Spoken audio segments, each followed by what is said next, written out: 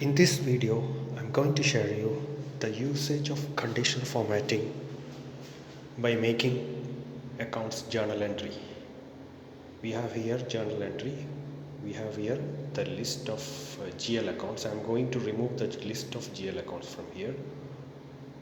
This all I'm going to remove, the one which I have made it already. So here the journal entry, posting date, reference, GL accounts, credit amount, debit amount, description, all the details are here.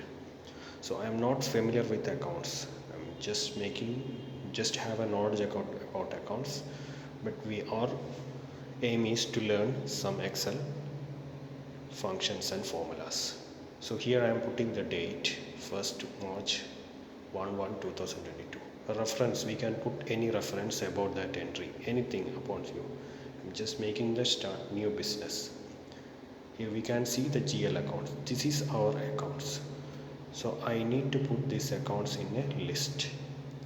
So what I'm going to do here, I'm going to data validation, click on list. So I'm making this list as, this is my list. Take this list, see here, this is in the list box.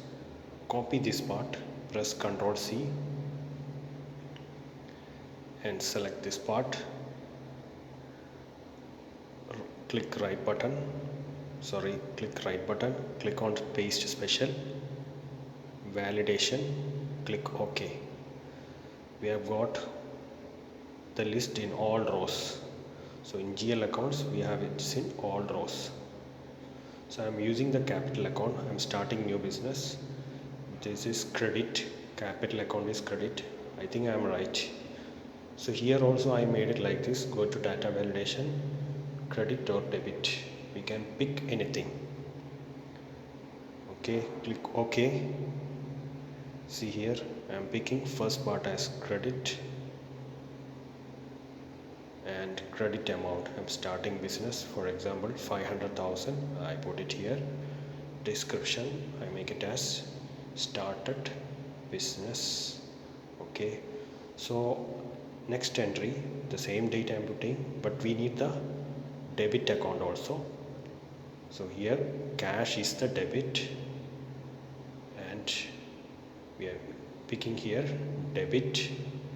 Our amount is 500,000. So here in the total we can increase the columns. I just, for the purpose, I use the up to 30 columns. So I am just using the auto sum here. This is the total of debit, this is the total of credit. So I am copying this part. So always debit and credit column should be equal. So I am using here the conditional formatting here. I will show you how to make the conditional formatting here. Here always the balance should be 0. Means go to conditional formatting in the home, new rule, take the use formula where we are using OR. Here this I3, the balance always should be 0. It cannot be greater than 0 or less than 0. So I'm using here OR, open bracket, then this is my cell I3 greater than 0 or else less than 0. That time that cell should be highlighted. That means always debit and credit should be equal. Go to field, click on red color, click on font bold, strike that amount. That is not correct. Always it should be 0. So I'm using here. So before that I have to use the formula here, E31 minus D31 should be 0. In case I remove here and see here, it's highlighted. If I put the wrong amount, then only it will be highlighted. So always debit and credit should be 0. See how it's work? In case I put the correct amount, it will work. So this is a basic usage of conditional formatting in Excel.